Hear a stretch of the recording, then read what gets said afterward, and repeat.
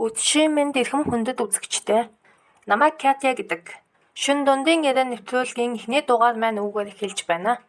Улаанбаатар хот маань өдөр ирэх тусам мөрөгжин тэлж шин барилгууд баригдсаар үүнтэй зэрэгцсэн орон сууцнд нас барагсдын тоо өдөр бүр нэмэгдэж сүнстэй байрууд ихсэж байна.